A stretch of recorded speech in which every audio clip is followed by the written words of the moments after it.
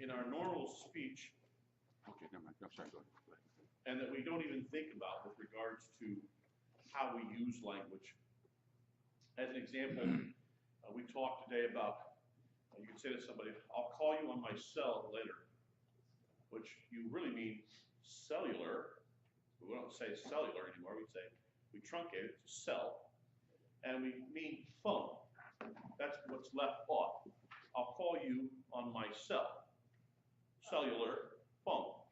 Well, just like we do that in our language, the Hebrew language does that also, where they will use truncated phrases.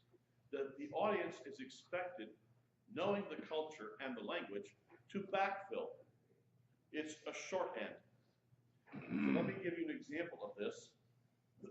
Go with me to Exodus chapter 3. Exodus chapter 3.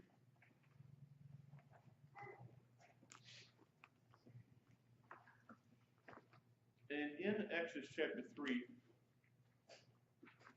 I'm going to go to verse 13.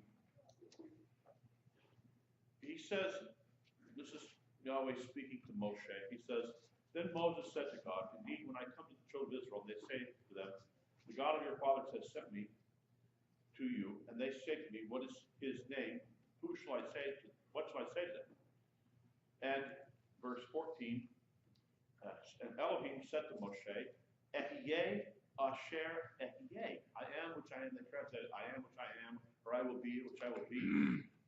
That's a truncated phrase. If you go back to verse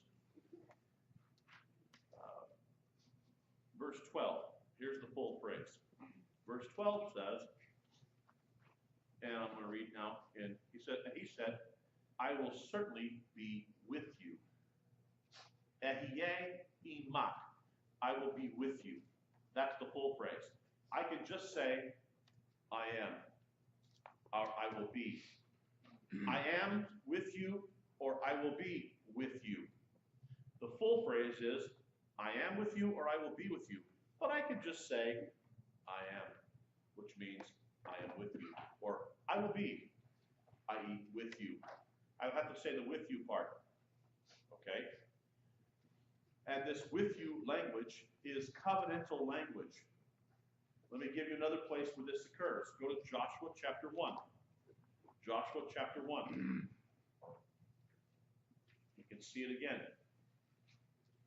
Joshua chapter 1. And notice what he says in verse, I'm going to pick up the reading in verse 5. He says, no man shall be able to stand before you all the days of your life. As I was with Moses, so I will be with you. And right there it's Ehyeh imak. Okay? Just as I was with Moses, Ehyeh imak, I will be with you. Okay? And he finishes off this section by saying, if you notice in verse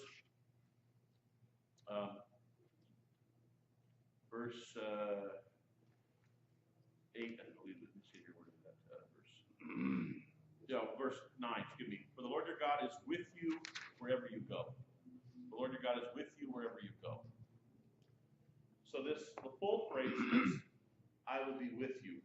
Now look at Psalm 23, one of the most beloved psalms in all of the scriptures, and the center core of this psalm, right smack in the middle, literally. In the middle of this psalm is this phrase, Ki ata imadi, for I am with you. It's the verse 4. Ki ata, for you are with me, for you are with me. Okay? So you are with me. Okay? Now, with that in mind, listen how Matthew 28 ends. This is Matthew 28. Right at the end, after the resurrection, Matthew chapter 28, and it's the last verse that we have in the book of Matthew. And how does he end it? He says, and lo, I am with you always, even to the end of the age. So this language of with you is covenant faithfulness. I will be covenantally faithful to you. That's what the name means. That's the point of the name, is to say, I will be with you. And in fact, you're to name this child, and you're to name the child Im Anu El. Im with Anu us El, God with us. To name this child Emmanuel, we say Emmanuel. You know, we spell it with an E or with an I, but the idea is the Im means with, and then Anu us El, God. El, Im with Anu us, God with us. And the point is that he is covenantally faithful. Okay? So this is shorthand language. Anytime you hear I will be or I am, it's I will be with you or I am with you. That's the covenantal side of this. It's the full phrase. Yeah. In the first part of your talk about in Exodus, they translate also that I will be what I will be. Does that also go like I can be in a burning bush, I can be as an angel, I can be as Yeshua, as I can be as whatever I wish to be at that time to would That that is fit true. in? Or is That part's true, but I think he's really going back up to verse 12 and saying more covenantal is the part that it's more covenantal, this Ehyeh, Asher, Ehyeh, I will be with you. That is, I will be with you. And that's enough. What you need to know is this. It's not about how to pronounce something. It's not about anything else other than my presence will be with you. I will be covenantally faithful. Remember what we said, God only made covenants with the nation of Israel, with the people of Israel. So it's only as we're connected to them that we have access to these covenants, that we have entrance into these covenants. And because he comes in fulfillment of these covenants. Now let me show you a place in the apostolic scriptures where this also plays out, where the language is truncated or front-loaded. There's a number of places like this. And if you don't know that they're front-loaded like this, they're carrying a lot of freight because they're an ellipsis or there's double meaning. Look at 2 Corinthians 5. Okay, we have the Hebrew word katah, which can mean, in the Hebrew scriptures, can mean a sin that one commits. The word katah is an archery term, and it means to miss the mark. Hamartia in Greek, you miss the mark. You aim at something and you miss. And the goal is the commandments. The goal is to be observant of the commandments. But you miss. You try, but you miss. That's katah. But katah also, in several contexts in the Hebrew scriptures, meant the idea of not just a sin, but I could speak of, I'm bringing a sin, a katah, I'm bringing a sin offering. If I said to somebody, I'm going to bring a katah, that's a shorthand for a sin offering. I'm going to go to the temple with a katah. That was shorthand language for a sin offering. You took a sin offering, a katah offering. So now listen to that with this in mind. Listen to what Paul says, 2 Corinthians 5. He says, speaking of Yeshua, for he, Yeshua, for God, made him, Yeshua, who knew no sin, 5:21, sorry, to be sin for us. Let me read it this way. For he made him who knew no sin to be a sin offering for us. Now it makes sense, and that's the point. But buried inside that word katah is the Semitic understanding that it's a sin offering, that he's a sin offering. He didn't become a sinner. Sin was placed upon him, but he was a sin offering. Yeah, for God to become sin would be very alien, very foreign, very obscene, if you will. Right. But to be an offering for sin would be within his character. Exactly. That's what he is, and that's how he's portrayed. And that's. But within this word katah is the idea of a sin offering. He became a sin offering for us, that we might become the righteousness of God. Yeah. So that connects with the laying on of hands, Mhm. like an impartation of your identity. Yes. So the sin sacrifice was you laid hands on it, right? Right. If I'm remembering this correctly, and then that was killed on your behalf because the wages of sin is death. So that's what Yeshua did. He took on that sin, like the identity of that. Right. He wasn't sinful. Right. The animal doesn't become a sinner when you lay your hands on it. Right. It wasn't the animal became a sinner. It's just the animal that metaphorically the sin was placed on the animal as because it was going to stand in for you. So you put your hands on it as a way of metaphorically transferring your guilt to this animal, even though the animal had done nothing wrong. Same thing with Yeshua. Isn't that just because we're not going to go and kill ourselves, but because blood is actually needed Yes. for The blood is the only thing that purges from sin. Ultimately, the sacrifice of Yeshua. Now, here's another one, just real quick. This one goes to the whole Gospel of John. This one's huge. If you miss this one, you're going to really, really go off the reservation with John. John will use the word, we've talked about this before, he'll use the word Yehudoi, which means, depending on the context, you could translate Yehudoi, plural, as either Jews or as Judeans. You can translate it either way. So maybe he's speaking about, you have the Galileans, the Judeans, okay, so those in the north, okay, you can be talking about the Judeans, okay. So you could use it that way. Or you could say the Jews. That's how it's translated in your Bibles as Jews. Here's the problem. If you look at John and the context of John, it's a shorthand term again. When John says the Jews, he's talking about the Jewish leadership. He's always referring to the Jewish leadership in the temple.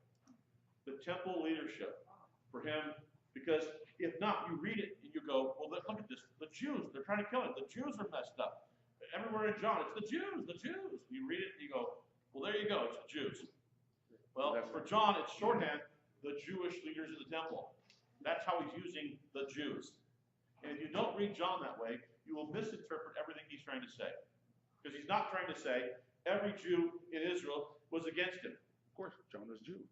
John himself was a Jew. Yochanan, he himself was a Jew. And how many times in the Gospels does it say that the crowds followed him? The multitudes followed him. So every Jew was not against him. Clearly not the Jews and in mass. It's saying, for John, he's shorthand language saying, the Jewish leadership at the temple. Those are the ones that are opposing him. But that's his way. He doesn't have to say it that way every time.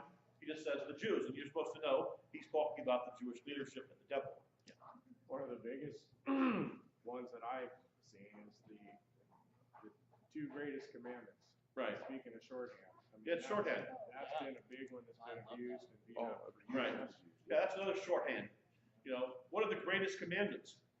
You know, love the Lord your God with all your heart, and love your neighbor as yourself. He's not trying to say, this is how traditional Christianity, well, there you go. That's all I got to do. I just got to love God and love my fellow man. Ironically, all of the commandments are summed up in these. Right. All these commandments, the others hang. They hang on these. So I'm not just saying, love God. What does that mean?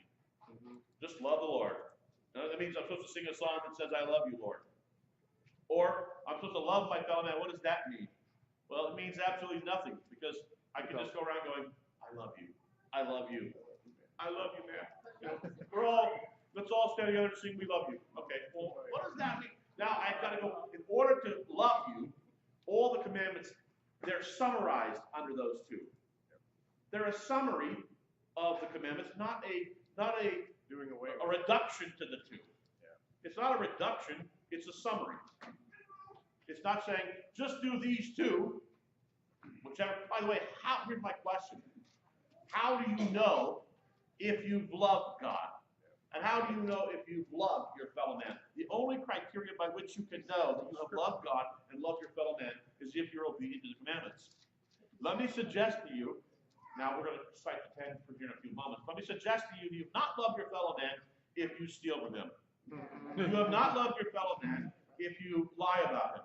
You have not loved your fellow man if you murder him. Pretty much. That pretty much is not love. Just saying. Yeah. Just saying, if you murder somebody, that's probably not love. They're not going to feel the love if you murder them. So all these commandments are designed to help you know if you have loved. If you have loved your God, how do you know you've loved? If you keep my commandments. This is the love of God, that you keep my commandments. And Jesus said the It's same an action. Love is not just a state of being, it's an action. Okay, it's what you do on behalf of the other person. You cannot love without serving the other person. 1, 2, 3, go on. So I agree with the love is an action word. Good. The second part is we for him, like my time, or, I used to really like bacon, well, I don't eat bacon anymore, that's a sacrifice. I'm Mexican, we love pork. Don't sacrifice pork too. No. Yes, right. Yeah, we didn't bring baby Jesus a ham. Yeah. For Easter. All right, Mark, go ahead. Sorry, were you done? I didn't mean to. I am now. Okay, okay, okay, go Well, ahead. I did that to somebody before, I feel bad. Okay, good. Nice. So besides that, I don't remember where the one version of that is where it leaves out the first half, but he's actually referencing the Shema when he says that. Yes, Because- it's a summation of the Shema. Yeah, in Mark, he Right. actually starts off with the Shema. Foremost Right. is, Hear, O Israel, the Lord our God. Right, the Lord Shema our Yisrael, Adonai Eloheinu God. Echad. And you Right. shall love the Lord. And then you shall love the Lord, right, the Yeah. summation of the Shema. Right. And it's and the two are a summation of the 10. Right. So you have, the sages talk about how that throughout the scriptures they try to reduce them for purposes of memorization. So reduction for the purposes of memorization, not reduction for the purposes of getting rid of the other commandments. So he has shown you, O man, what is good, but to love the Lord your God, to walk in righteousness, and to walk humbly with your God. So they talk about how that they were brought down from 10, to 3, 5 to 3 to 2. Okay, so it was a reduction for the purpose of summarization, not for the purposes of getting rid of the others. Yeah, go ahead. Well, you were talking about obeying the commandments. Jehovah said that. If you love me, you'll keep my commandments. Yeshua said the same thing. Right. And when I'm talking to my Christian brothers and sisters, there is a component of Yeshua they don't get. They talk about that Yeshua is God incarnate, God in flesh, but they don't practice. They don't embrace it because they don't understand that Yeshua is doing the same thing that his Father did, and the very same thing. There's a disconnect. That's what I'm trying to choose my words carefully.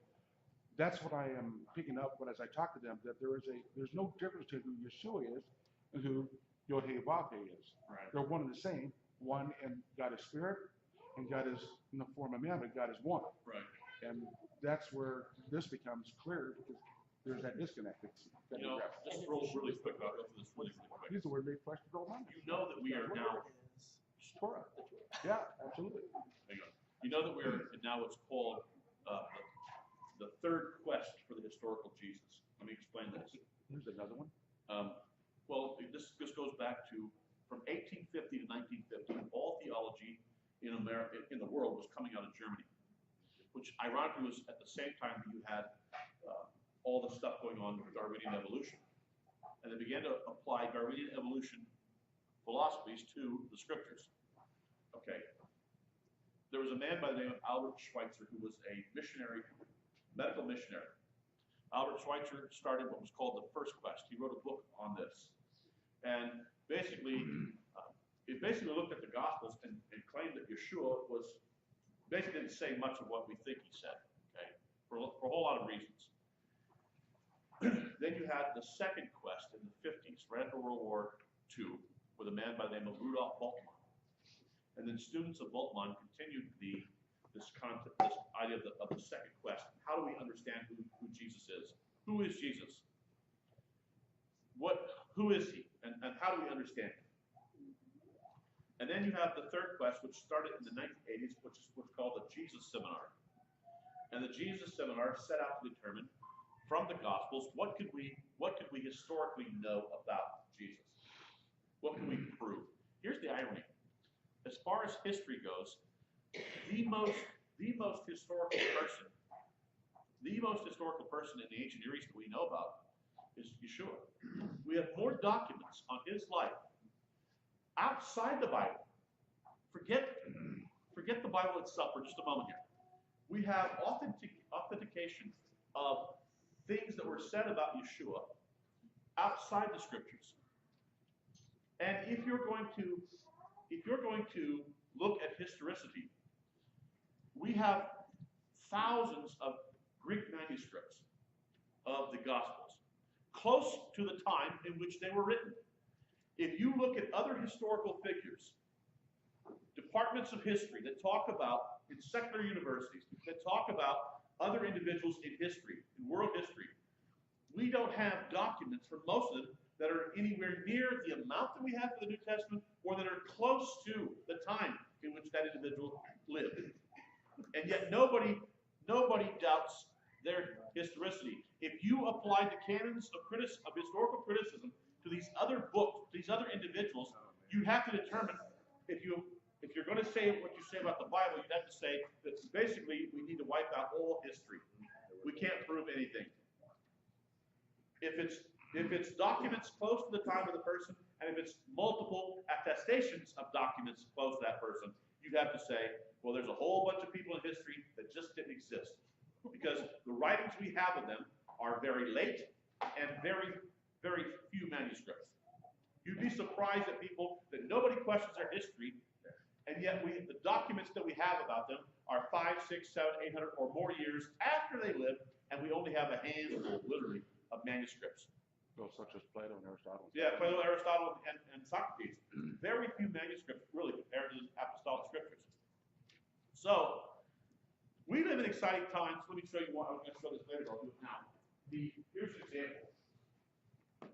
So, archaeologically, we're finding stuff all the time. And this archaeology is demonstrating that what we had in the Gospels and what we had in the Hebrew Scriptures was very accurate. So, accuracy of the text is being proved more and more by what we're uncovering and what we're digging up out of the ground. Every time I've gone to Israel, I've gone to this museum. We have what's called, they used to call it the Jesus boat. Well, we can't really say that Jesus was ever in the boat or that he saw this boat. But here's what we do know. So now they call it the Sea of Galilee boat. Okay, Sea of Galilee boat. Here's what's cool. Here's what's cool. We had two kibbutzniks, Yobi and Moshe. I got to meet Yobi. Neat man. They were living on kibbutz Gennesar, right near the Sea of Galilee. There was a drought the year that this happened. The water levels in the Sea of Galilee were drying up. So they were talking about having to pump water from the Mediterranean to the Sea of Galilee to try to raise the levels. In the meantime, these two kibbutzniks were out, and they like to treasure hunt. Well, they see something in the sand that's sticking up and protruding. Turns out it's a boat that's now at Nof Gennesar kibbutzim. You can go there and see it. It's under lights. The boat dates to the time of Yeshua. It dates to the time they had marine biologists who dated looking at the way that the boat was built. So they're looking at this by how it's built. And then they did carbon-14 dating on the material of the boat and said, yes, it dates to the time of Yeshua. So here we have a boat that comes from that time period that shows us that when we look at the Gospels and we talk about how these boats were built, and we see Yeshua on the Sea of Galilee in these boats, that this is what they look like, and that 12 disciples could actually fit inside this boat. Okay, so fascinating stuff. You can read all about it yourself. I'm just saying, here's the whole book by one of the marine biologists that worked on it. He's not a believer. The funny thing is, this guy's not a believer, but he comes to some interesting faith conclusions after working on this project. And the name of the book. So, the name of the book is called The Sea of Galilee Boat by Shelley Waxman. But great story. But if you go to Israel today, you can see the Sea of Galilee boat. It's there at the museum, and you can touch history. Here's a boat from the time of the time of Yeshua. So we're finding stuff, artifacts historically, the archaeology, the textual stuff that we're finding. I think we're living in exciting times. I just think it's amazing what we're doing and what's happening. So, encourage you to read stuff like this because I think it will demonstrate that what we're seeing in the scriptures is very, very accurate. All right, Dale.